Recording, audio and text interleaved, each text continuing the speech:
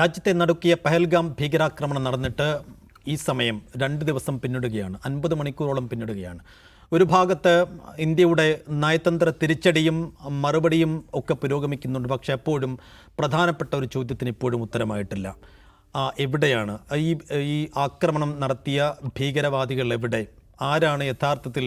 5 പേരുടെ രേഖാചിത്രവും ഫോട്ടോയും ഒക്കെ സൈന്യം പുറത്തുവിട്ടിട്ടുണ്ട്. പക്ഷേ ഇവരിപ്പോഴും ഏത് സംഘടനയിലെ ആളുകളാണ്? എന്താണ് അവരുടെ കൃത്യമായ ഉദ്ദേശം?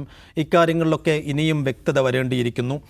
ഈ ആക്രമണം നടത്തി രക്ഷപ്പെട്ട ഇവരെ പിടികൂടുന്ന കാര്യത്തിൽ, അന്വേഷണത്തിൻ്റെ കാര്യത്തിൽ ഇപ്പോഴും ഒരു പുരോഗതിയും അല്ലെങ്കിൽ കൃത്യമായ ഏതെങ്കിലും തരത്തിലുള്ള ഒരു പ്രതീക്ഷാവഹമായ പുരോഗതിയും ഇപ്പോഴും സൈന്യമോ ജമ്മു കശ്മീർ പോലീസോ NIA പുറത്തുവിടുന്നില്ല എന്നുള്ളതാണ് നിരാശാജനകമായ യാഥാർത്ഥ്യം. അപ്പോൾ 2 ദിവസം പിന്നിടുമ്പോഴും ഈ ഭീകരവാദികളെ കണ്ടെത്താൻ വേണ്ടിയുള്ള അന്വേഷണത്തിൽ എവിടെയാണ് പാളിച്ച സംഭവിക്കുന്നത് എന്നത് തന്നെയാണ് ഈ സമയം ചർച്ച ചെയ്യേണ്ട ഏറ്റവും പ്രധാനപ്പെട്ട കാര്യമെന്ന് തോന്നുന്നു.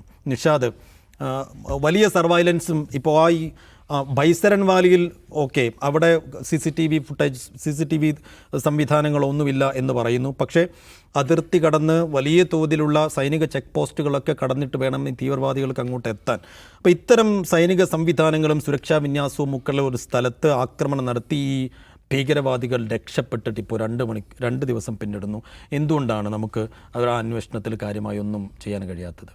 സൈഫു, അന്വേഷണത്തിൽ ഇപ്പോൾ ഭീകരവാദികളെ കണ്ടെത്താൻ ഇത്ര 48 മണിക്കൂർ പിന്നിട്ടിട്ടും കഴിയുന്നില്ല എന്നതിനപ്പുറത്തേക്ക് എന്തുകൊണ്ട് കശ്മീർ പോലെ ഇത്രയും സൈനിക ബന്ധിതമായ ഒരു സ്ഥലത്ത് ആക്രമണം നടക്കുന്നു എന്ന ചോദ്യമാണ് പ്രധാനപ്പെട്ട കാര്യം. കഴിഞ്ഞ ഇത്രയും മണിക്കൂറുകളായി ആ ചോദ്യം ചോദിക്കാൻ രാജ്യത്തെ ബഹുഭൂരിപക്ഷം മനുഷ്യരും മാധ്യമങ്ങളും രാഷ്ട്രീയക്കാരുമെല്ലാം ഭയപ്പെടുകയാണ്. എൻ്റെ ചോദ്യം, എന്തിനാണ് പേടിക്കുന്നത്? നമ്മുടെ രാജ്യത്തെ സർക്കാരിനോട് ഞങ്ങളുടെ സെക്യൂരിറ്റി എവിടെ എന്ന് ചോദിക്കാൻ എന്തിനാണ് ഭയപ്പെടുന്നത്? രാഷ്ട്രീയ പാർട്ടികൾ എന്തിനാണ് ഭയപ്പെടുന്നത്? ഇന്ത്യയിലെ മാധ്യമങ്ങൾ എന്തിനാണ് ഭയപ്പെടുന്നത്? കേരളത്തിലെ മാധ്യമങ്ങൾ എന്തിനാണ് ഭയപ്പെടുന്നത്? അതെന്തിനും കുറ്റമാണോ സർക്കാരിനോട് എവിടെ സെക്യൂരിറ്റി ചോദിക്കുന്നത്? ഇതിനാണോ കശ്മീരിൽ നിങ്ങൾ ഇത്രയും 3 ടയർ സുരക്ഷ ഏർപ്പാടാക്കിയിരിക്കുന്നത്? ചോദ്യം ചോദിക്കാൻ എന്തിനും ഭയപ്പെടണം? ആ ചോദ്യം ചോദിക്കപ്പെടാത്ത എന്തുകൊണ്ടാണ്? നിയമപരമായ വല്ല പ്രശ്നം അതിനുണ്ടോ? രാജ്യരക്ഷയുമായി ബന്ധപ്പെട്ട വല്ല ഇഷ്യൂ ഉണ്ടോ? രാജ്യദ്രോഹ കുറ്റത്തിൻ്റെ പരിധിയിൽ വരുമോ ആ ചോദ്യം? ഏതെങ്കിലും കോടതികൾ ആ ചോദ്യം ചോദിച്ചതിൻ്റെ പേരിൽ നമ്മളെ ശിക്ഷിക്കുമോ? ഒന്നും സംഭവിക്കാൻ പോകുന്നില്ല. ഈ ചോദ്യം ഉയർന്നു കേൾക്കേണ്ടുന്ന ഒന്നാണ്. ലോകത്തെവിടെയും ആഭ്യന്തര സുരക്ഷയ്ക്ക് പ്രശ്നമുണ്ടായാൽ അവിടുത്തെ ഭരണകൂടങ്ങളോട് മനുഷ്യർ ചോദ്യം ചോദിക്കും, പ്രതിപക്ഷത്തിരിക്കുന്നത് ചോദ്യം ചോദിക്കും, മാധ്യമങ്ങൾ ചോദ്യം ചോദിക്കും. നമ്മൾ ആ ചോദ്യം ചോദിക്കണം, വെരി മൊമെൻറ്റിൽ ചോദിക്കണം. ചോദിക്കാൻ എന്താ മടി? ഒരു വൈകാരിക സന്ദർഭമാണ്.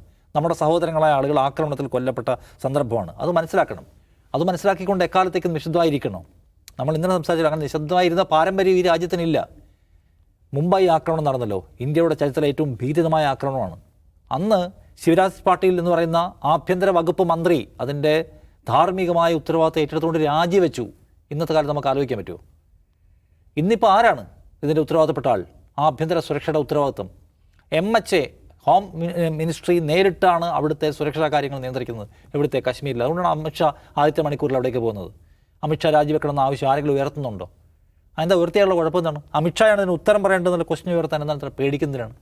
അതാണ് ഇവിടുത്തെ ബേസിക് പ്രശ്നം, ഇന്ത്യ നേരിടുന്ന പ്രശ്നം. കാരണം എന്താണ്? ഈ രാജ്യത്ത് ഉണ്ടാകുന്ന സെക്യൂരിറ്റി ലാപ്സ്, അതിൻ്റെ പേരിൽ മനുഷ്യർക്കുണ്ടാകുന്ന ജീവഹാനി, അതിൻ്റെ പേരിൽ സർക്കാരിനോട് ചോദ്യം ചോദിക്കാൻ എല്ലാവർക്കും പേടിയാണ്. അത് ചോദിക്കുന്നത് എന്തോ വലിയ അപരാധമാണെന്ന് മനുഷ്യർ വിചാരിക്കുന്നു. അതിൻ്റെ സൗകര്യം കൊണ്ടാടുകയാണ് ഈ സർക്കാർ. ഞങ്ങളോട് ആരും ചോദിക്കില്ല. കാരണം ഞങ്ങൾ ഉയർത്തി നിർത്തിയിരിക്കുന്ന ഒരു അതിതീവ്ര ദേശീയതയുടെ ആവരണത്തിന് പുറത്തേക്ക് വന്നുകൊണ്ട് എന്താണ് യാഥാർത്ഥ്യം എന്ന് മനസ്സിലാക്കി ക്വസ്റ്റ്യൻസ് ചോദിക്കാൻ മനുഷ്യർക്ക് തയ്യാറാവില്ല എന്ന കോൺഫിഡൻസ് ഗവൺമെൻറ്റിനുണ്ട്. ആ കോൺഫിഡൻസിനെ നമ്മൾ വകവെച്ച് കൊടുക്കേണ്ട കാര്യമൊന്നുമില്ല. ഇത് കശ്മീർ നേരത്തെ പറഞ്ഞ പോലെ ഇന്ത്യയിലെ ഏറ്റവും സൈനിക സാന്നിധ്യമുള്ള, ഇന്ത്യയിലെ ഏറ്റവും സെക്യൂരിറ്റിയുള്ള ഒരു സ്റ്റേറ്റാണ്. ഈ പറയുന്ന സ്ഥലം എന്ന് പറയുന്ന നമ്മളിപ്പോൾ ആക്രമണം ഉണ്ടായിട്ടുള്ള പഹൽഗാം, അത് എന്താണ്, തന്ത്രപ്രധാന മേഖലയാണ്. അവിടെ 3 ടയർ സുരക്ഷയുണ്ട്. എന്നിട്ട് എന്തുകൊണ്ട് ഈ ആക്രമണം ഉണ്ടാകുന്നു ഇപ്പം സാമ്ന ചോദിക്കുന്നു, അല്ലെങ്കിൽ ഇപ്പോൾ കർണാടകയിൽ ഒരു മന്ത്രി ചോദിക്കുന്നു. പട്ടാളം അവിടെയുണ്ട്, BSF അവിടെയുണ്ട്, ബോർഡർ സെക്യൂരിറ്റി ഫോഴ്സ്, CRPF ഉണ്ട്, പോലീസുണ്ട്. ഈ 3 സൈനിക പോലീസ് സംവിധാനങ്ങളുടെ, അർദ്ധസൈനിക സംവിധാനങ്ങളുടെ സുരക്ഷാ സംവിധാനമുള്ള ഒരു സ്ഥലത്താണ് ഇത് ഉണ്ടാകുന്നത്. ഇപ്പം ബൈസൺവാലിയുടെ കാര്യം പറഞ്ഞില്ല, അവിടേക്ക് പോകണമെങ്കിൽ നേരിട്ട് റോഡ് ആക്സസ് ഇല്ല, കുതിരപ്പുറത്തോ നടന്നോ പോകണം. അത്ര ഇടുങ്ങിയ സ്ഥലമാണ്. അവിടെ പെർ ഡേ 2500 പേര് പോകുന്ന സ്ഥലമാണ്. അതൊരു ഒരു ഒരു ഒരു പ്രാധാന്യമില്ലാത്ത സ്ഥലമാണ്. 2500 പേർ പോകുന്ന, റോഡ് ആക്സസ് ഒന്നും ഇല്ലാത്ത, മുഖ്യധാരയിൽ നിന്ന് അല്പം വേർപെട്ട് കിടക്കുന്ന ഒരു സ്ഥലത്ത് ഒരു സെക്യൂരിറ്റിയും വേണ്ടേ? അപ്പോൾ കശ്മീരിലെ രാഷ്ട്രീയക്കാർ തന്നെ പറഞ്ഞു, നേരത്തെ ഇതുപോലെ പരാതി ഉണ്ടായിട്ടുണ്ട്. ആ സമയത്ത് ഒരു ക്യാമ്പോ ഔട്ട് പോസ്റ്റൊക്കെ വെച്ചിരുന്നു. ഇപ്പോൾ അതുമില്ല. അത് ഉത്തരം പറയേണ്ട കാര്യമാണ്. 2500 ടൂറിസ്റ്റുകൾ രാജ്യത്തിൻ്റെയും ലോകത്തിൻ്റെയും വിവിധ ഭാഗങ്ങളിൽ നിന്ന് വരുന്ന ആളുകൾക്ക് ആക്സസ് ഇല്ലാത്ത, അതായത് മെയിൻ റോഡ് ആക്സസ് ഇല്ലാത്ത ഒരു സ്ഥലത്ത് ആളുകൾ പോയി വരുന്നുണ്ടെങ്കിൽ അവിടെ മസ്റ്റ് ടൈം സെക്യൂരിറ്റി ഉണ്ട്. അതിൻ്റെ ആൻസർ ആരാ പറയണ്ടേ? മിനിസ്ട്രി ഓഫ് ഹോം അഫയേഴ്സ് പറയേണ്ട മറുപടിയാണ്. ഇല്ല, പ്രധാനമന്ത്രി നരേന്ദ്രമോദി ഗുജറാത്ത് മുഖ്യമന്ത്രി ആയിരിക്കുമ്പോൾ നടത്തുന്ന പ്രസംഗത ഇപ്പോൾ സോഷ്യൽ മീഡിയയിൽ വൈറലാവുന്നുണ്ട്, എല്ലാവരും കണ്ടു കാണും. ആ പ്രസംഗത്തിൽ അദ്ദേഹം പറയുന്ന ഒരു കാര്യമുണ്ട്, അതിർത്തികൾ മുഴുവൻ നിങ്ങളുടെ കയ്യിലല്ലേ, സുരക്ഷ മുഴുവൻ നിങ്ങളുടെ കയ്യിലല്ലേ, അവിടെ നിന്ന് ആളുകൾ വരുന്നതിൻ്റെ ഉത്തരവാദിത്വം നിങ്ങൾ പറയണ്ടേ. ഈ ആക്രമണം നടത്തുന്ന ആളുകൾ മുഴുവൻ വിദേശികളല്ലേ, വിദേശികൾ അവിടെ നിന്ന് എങ്ങനെ വന്നു, തീവ്രവാദികൾക്ക് എങ്ങനെ പണം കിട്ടുന്നു, RBI നിങ്ങളുടെ കയ്യിലല്ലേ, റിസർവ് ബാങ്ക് ഓഫ് ഇന്ത്യ നിങ്ങളുടെ കയ്യിലല്ലേ, ബാങ്കുകൾ നിങ്ങളുടെ കയ്യിലല്ലേ, എങ്ങനെ തീവ്രവാദികൾക്ക് പണം കിട്ടുന്നു? ഇതിന് മുഴുവൻ ഉത്തരവാദിത്വം പറയേണ്ട ബാധ്യത സർക്കാരിനാണ് എന്ന് പറയാണ് ആര്? ഈ പറയുന്ന നരേന്ദ്രമോദി. ഇപ്പം നരേന്ദ്രമോദിക്ക് ഈ സംഭവം ഉണ്ടായതിനു ശേഷം അദ്ദേഹം ബീഹാറിൽ പ്രസംഗിക്കുന്നു. അദ്ദേഹത്തിന് ഈ സെക്യൂരിറ്റി ലാപ്സിന് ഒരു മറുപടിയും പറയേണ്ടി വരുന്നില്ല. കടുത്ത ഭാഷയിലുള്ള ചോദ്യങ്ങൾ ചോദിക്കാൻ പോലും ഇവിടുത്തെ ദേശീയ മാധ്യമങ്ങളോ പാർട്ടികളോ തയ്യാറാവുന്നില്ല. അങ്ങനെയല്ല വേണ്ടത്. ഒരു വശത്ത് അന്വേഷണം നടക്കുന്നു, ഈ ആക്രമണം നടത്തിയ ഭീകരവാദികൾ ആരായാലും അവരെ കണ്ടെത്തുക, നിയമത്തിൻ്റെ മാർഗ്ഗത്തിൽ ശിക്ഷിക്കുക, ശക്തമായ സന്ദേശം ലോകത്തിനും ഭീകര സംഘടനകൾക്കും എല്ലാം കൊടുക്കുക എന്നത് പ്രധാന കാര്യമായിരിക്കെ തന്നെ എന്തുകൊണ്ട് കശ്മീരിന് 2019 നടപ്പിലാക്കിയിട്ടുള്ള 370 എടുത്തു കളഞ്ഞതിന് ശേഷം നിങ്ങൾ അവകാശപ്പെടുന്ന സമാധാനം എവിടെ എന്ന ചോദ്യത്തിനൂടെ ആൻസർ ചെയ്യപ്പെടണം. എത്ര ആൾക്കാർ ഈ 2019 ശേഷം അവിടെ കൊല്ലപ്പെട്ടിട്ടുണ്ടെന്നതിൻ്റെ കണക്കെടുത്ത് പരിശോധിച്ച് നോക്കുമ്പോൾ ഈ അവകാശവാദങ്ങളുടെ പൊള്ള എത്രയാണെന്ന് മനസ്സിലാവും. അതുകൊണ്ട് വസ്തുത പറയാൻ, സത്യം പറയാൻ, ഇതിൻ്റെ ഉത്തരവാദിത്വം ഏൽക്കാൻ നമ്മൾ ഈ സർക്കാരിനോട് നിരന്തരം ആവശ്യപ്പെട്ടുകൊണ്ടിരിക്കണം. അതിനകത്ത് ഒരു വൈകാരികതയും ഒരു ഭയപ്പാടും തടസ്സമാകാൻ പാടില്ല. അജിംസ്, ഇന്നിപ്പോൾ മോദി ബീഹാറിൽ സംസാരിച്ചു. അത് മറുപടി ഉണ്ടാകും, തിരിച്ചടി ഉണ്ടാകും എന്നൊക്കെ പറയുന്നതിനപ്പുറത്തേക്കും എവിടെ ഈ ഭീകരവാദികളെന്ന ചോദ്യത്തിന് കൃത്യമായ ഉത്തരം പറയുന്നില്ല. ഈ സുരക്ഷാ വീഴ്ചയുടെ കാര്യത്തിൽ കൃത്യമായ ഉത്തരം പറയുന്നില്ല. അപ്പോൾ ഈ പറ്റിയ വീഴ്ച മറച്ചു വെക്കാനുള്ള ശ്രമങ്ങളാണോ ഏറ്റവും ഒടുവിൽ മോദി അടക്കം നടത്തുന്നത്? അങ്ങനെ വീഴ്ച മറച്ചു വയ്ക്കാൻ കഴിയില്ല എന്നാണ് BJPയുടെ കേരളത്തിൻ്റെ അധ്യക്ഷനായ രാജീവ് ചന്ദ്രശേഖർ എന്ന് പറയുന്നത്. അദ്ദേഹം എന്താണ്, അദ്ദേഹത്തോട് ചോദിച്ചു, ഒരു സെക്യൂരിറ്റി ലാബ്സ് ഉണ്ടായിട്ടില്ലേ എന്ന് മാധ്യമപ്രവർത്തകർ ചോദിക്കുകയാണ്. അപ്പോൾ അദ്ദേഹം പറയുന്നത്, സെക്യൂരിറ്റി ലാബ്സ് ഉണ്ടായല്ലോ, അത് കണ്ടല്ലോ, അതിനെക്കുറിച്ച് സർക്കാർ അന്വേഷിക്കും എന്നാണ് അദ്ദേഹം പറയുന്നത്. ഒരു പക്ഷേ അങ്ങനെ ഒരു ചോദ്യം കേരളത്തിലായതുകൊണ്ടായിരിക്കും അങ്ങനെ മാധ്യമങ്ങൾ ഉന്നയിച്ചത്. കേരളത്തിലായതുകൊണ്ടായിരിക്കും BJP സംസ്ഥാന അധ്യക്ഷൻ തുറന്ന് സമ്മതിക്കുന്നത്. മറ്റൊരിടത്ത് അങ്ങനെ ഒരു ചോദ്യം വരില്ല, അങ്ങനെ പറയേണ്ടി വരികയില്ല. അപ്പോൾ നിഷാദ് പറഞ്ഞല്ലോ, ദേശീയ മാധ്യമങ്ങളാരും ആ ചോദ്യം മോദിയോടോ അമിത്ഷായോടോ രാജ്നാഥ് സിംഗിനോടോ ചോദിക്കുന്നില്ല. ഇവർ 3 പേരുമാണ് മറുപടി പറയാൻ ബാധ്യസ്ഥരായവർ. പക്ഷെ അവരുടെ 3 പേരോടും ഒരു ചോദ്യവും ഉന്നയിക്കുന്നില്ല. അതുപോലെ എവിടെ ആ നിരപരാധികളായ സിവിലിയൻസിനെ വെടിവെച്ചു കൊന്ന ആ ഭീകരവാദികൾ എവിടെയെന്ന ചോദ്യവും ആരും ഉന്നയിക്കുന്നില്ല. നമ്മൾ ദേശീയ മാധ്യമങ്ങളുടെ ടെലിവിഷൻ സ്ക്രീനുകൾ നോക്കുക, അത്തരമൊരു ക്വസ്റ്റ്യൻ മാർക്ക് പോലും ഇല്ല ഒരിടത്തും ക്വസ്റ്റ്യൻ മാർക്കില്ല. അതേസമയം ക്വസ്റ്റ്യൻ മാർക്കുകൾ കൊണ്ട് മാത്രം അവർ 24/7 നയിക്കുന്ന ന്യൂസ് ചാനലിൽ ആരും ഒരു ക്വസ്റ്റ്യൻ പോലും ആരോടും ഉന്നയിക്കുന്നില്ല. ഒരു ചോദ്യം പോലും മോദിക്കോ അമിത്ഷായ്ക്കോ രാജ്നാഥ് സിംഗിനോ നേരിടേണ്ടി വരുന്നില്ല. അതൊരു പുതിയ കാലത്തെ ഒരു പ്രശ്നമാണ്. ആരും ചോദിക്കാനില്ല. ഈവൻ ഇപ്പോൾ മാധ്യമങ്ങളുടെ ആരും വിടൂ, പ്രതിപക്ഷത്തിൻ്റെ റോൾ എന്താണ്? ഇന്ന് കോൺഗ്രസിൻ്റെ AICC സമ്മേളനം നടന്നിരുന്നു, AICC പ്രവർത്തക സമിതി ചേർന്നിരുന്നു. അവർ 2 കാര്യങ്ങളാണ് തീരുമാനിച്ചതെന്ന് വാർത്തകൾ പുറത്തു വന്നു. ഒന്ന്, രാജ്യം ഒറ്റക്കെട്ടായി നിൽക്കണം, ഈ കാര്യത്തിൽ സർക്കാരിനോടൊപ്പം നിൽക്കണം പാർട്ടികളെന്നുള്ള അത് ശരിയായ കാര്യമാണ്. ഭീകരതയ്ക്കെതിരെ സർക്കാരിനോടൊപ്പം നിൽക്കണം എന്നുള്ളത് ശരിയായ നിലപാടാണ്. ആ ഒരു തീരുമാനമെടുത്തു. രണ്ടാമത്തെ ക്വസ്റ്റ്യൻ, ഇതിന് സർക്കാർ മറുപടി പറയണം എന്നും പറഞ്ഞിട്ടുണ്ട്. പക്ഷേ അതിനൊരു എക്സ്റ്റൻഷനും ഒരു വിശദാംശങ്ങളും ഉണ്ടായിട്ടില്ല.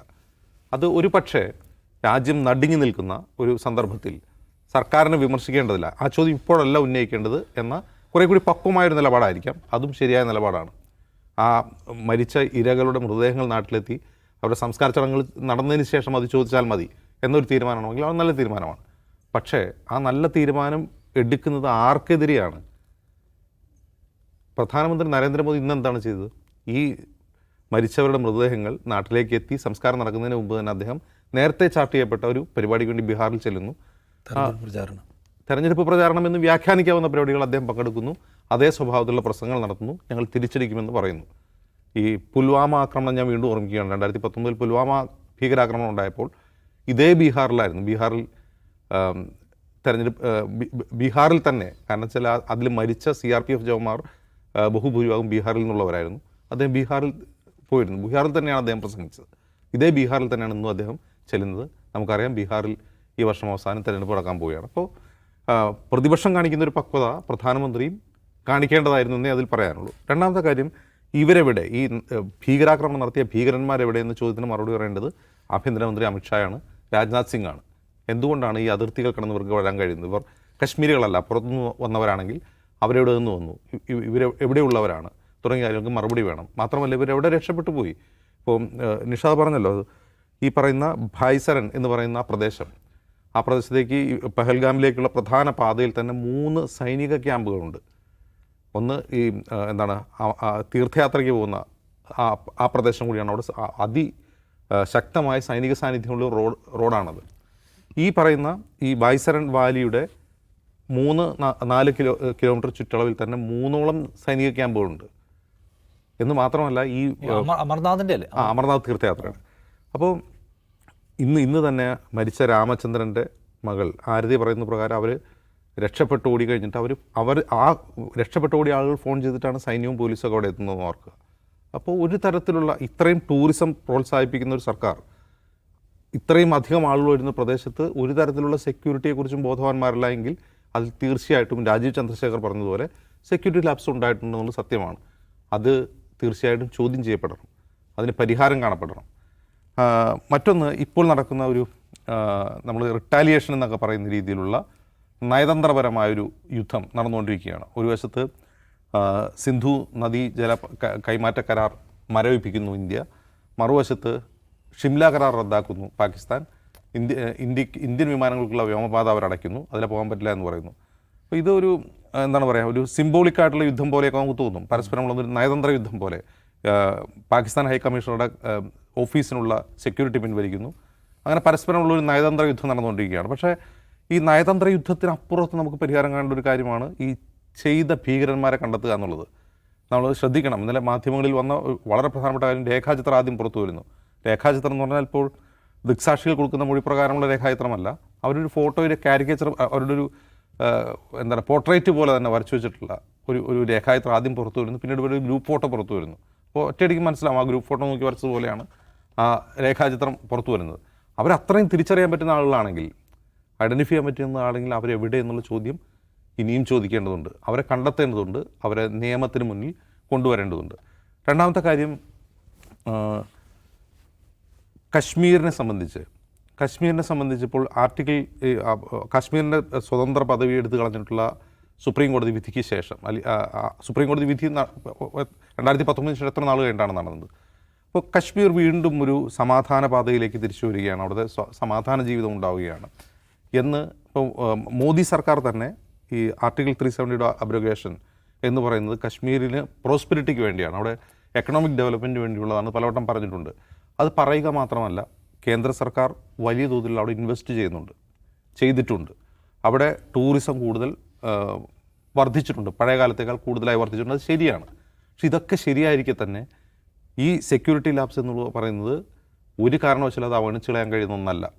കാരണം നിഷ പറഞ്ഞല്ലോ, ഇത് കൃത്യമായും കേന്ദ്ര ആഭ്യന്തര മന്ത്രാലയത്തിൻ്റെ നേരിട്ടുള്ള മേൽനോട്ടത്തിലാണ് അവിടുത്തെ ആഭ്യന്തരകാര്യം നടക്കുന്നത്. അമിത്ഷാ അവിടെ പോയി പോലീസ് ഉദ്യോഗസ്ഥരുടെയും സൈനിക മേധാവികളുടെയും യോഗം ചേരുന്നത് ഒമർ അബ്ദുള്ളയെ പുറത്ത് നിർത്തിയിട്ടാണ്, അദ്ദേഹത്തെ ക്ഷണിക്കാതെയാണ്. അത് ഒമർ അബ്ദുള്ള പോലും അറിയുന്നില്ല അവിടുത്തെ സെക്യൂരിറ്റി എന്താണെന്നുള്ളത്. അതുകൂടി നമ്മൾ മനസ്സിലാക്കണം. അപ്പോൾ ആ സാഹചര്യത്തിലാണ് ഈ സെക്യൂരിറ്റി ലാബ്സിന് മറുപടി പറയുകയും കശ്മീരികളുടെ വിശ്വാസം നേടിയെടുക്കുകയും ചെയ്യണം. കശ്മീരികളുടെ വിശ്വാസം കേന്ദ്ര സർക്കാർ നേടിയെടുത്തേ മതിയാവും പുതിയ സാഹചര്യത്തിൽ. അവിടെ സെക്യൂരിറ്റിക്ക് ഞങ്ങൾ ബാധ്യസ്ഥരാണ് എന്ന് കശ്മീരികളെ ബോധ്യപ്പെടുത്തണം. അതിനപ്പുറം കശ്മീരിന് വെളിയിലുള്ള ആളുകൾ, അങ്ങോട്ട് ടൂറിസ്റ്റുകളായി പോകുന്ന ആളുകളോട് പറയേണ്ടി വരും, നിങ്ങൾക്ക് സുരക്ഷിതമായൊരിടമാണ്, ടൂറിസത്തിന് പോകാൻ സുരക്ഷിതമായൊരിടമാണ് എന്നൊരു പ്രതീതിയെങ്കിലും ഇനിയെങ്കിലും ജനിപ്പിക്കേണ്ടിയിരിക്കുന്നു. കാരണം അവിടുത്തെ ടൂറിസം തകരാൻ പോവുകയാണ് ഈ അർത്ഥത്തിൽ. ആരാണ് ധൈര്യപൂർവ്വം ഇനി അങ്ങോട്ട് പോവുക? ഒരു സുരക്ഷയുമില്ലാത്തൊരു സംസ്ഥാനത്തേക്ക് ആരാണ് പോകുക? അപ്പോൾ അത് സൃഷ്ടിക്കേണ്ടത് കേന്ദ്ര സർക്കാരിൻ്റെ ബാധ്യതയാണ്. അത് കഴിഞ്ഞിട്ടുള്ള രണ്ടാമത്തെ കാര്യമാണ് പാകിസ്ഥാനെ പാഠം പഠിപ്പിക്കൽ. പാകിസ്ഥാനെ പാഠം പഠിപ്പിക്കലാണ് ഒന്നാമത് ചെയ്യേണ്ടത്. അതല്ല ഇത് ചെയ്തവരെ കണ്ടെത്തി അവരെ നിയമത്തിന് മുന്നിൽ കൊണ്ടുവരികയാണ് ചെയ്യേണ്ടതെന്നുള്ള ചോദ്യത്തിൽ ഞാൻ പറയുക, ആദ്യം ചെയ്യേണ്ടത് ഈ സെക്യൂരിറ്റി പഴുതടയ്ക്കുക, ആ കൃത്യം ചെയ്തവരെ കണ്ടെത്തി നിയമത്തിന് മുന്നിൽ കൊണ്ടുവരിക എന്നുള്ളതായിരിക്കണം ഒന്നാമത്തെ പ്രയോറിറ്റി എന്നാണ്. ഹെൽമെറ്റിൽ ക്യാമറ വയ്ക്കുക, ഈ M4 AK-47 അത്യാധുനിക ഗണ്ണുകളുമായി വരിക, സൈനിക യൂണിഫോമിൽ വരിക, IB എന്നൊരു സംവിധാനമില്ല, ഇൻ്റലിജൻസ് ബ്യൂറോ എന്നൊരു സംവിധാനം. ഇതൊക്കെ ഏതാണ് ഈ സംഘടന ഇപ്പോഴും ഓപ്പറേറ്റ് ചെയ്യുന്നുണ്ടോ? അവരെവിടെയൊക്കെ കേന്ദ്രീകരിക്കുന്നു? അവർ ആക്രമണത്തിന് സാധ്യതയുണ്ടോ? അവർ ടൂറിസ്റ്റുകൾ ലക്ഷ്യം വെക്കുന്നുണ്ടോ? നമുക്ക് ചെയ്യാൻ കഴിയാത്ത കാര്യങ്ങൾ ചെയ്യുന്നതിനല്ലേ ഇത്തരം സവിശേഷ സേനകളെയൊക്കെ കൊണ്ടു നടക്കുന്നത്. അപ്പോൾ ഇതിനൊന്നും ഒരു ആൻസർ കുറേ ദിവസങ്ങളെ വാലിയിൽ തന്നെ ഉണ്ടെന്നുള്ള സംശയമൊക്കെ വരുന്നു. പലതരത്തിലുള്ള ആൾക്കാർ, അവിടുത്തെ ലോക്കൽസ് പല കാര്യങ്ങളും പറയുന്നു. അപ്പോൾ ഇത്ര ഇൻഫർമേഷനൊന്നും IBക്ക് ഇല്ലെന്ന് നമുക്ക് സംശയം തോന്നില്ലേ? അപ്പോൾ അത് ആൻസർ ചെയ്യപ്പെടണം എന്നാണ് പറയുന്നത്.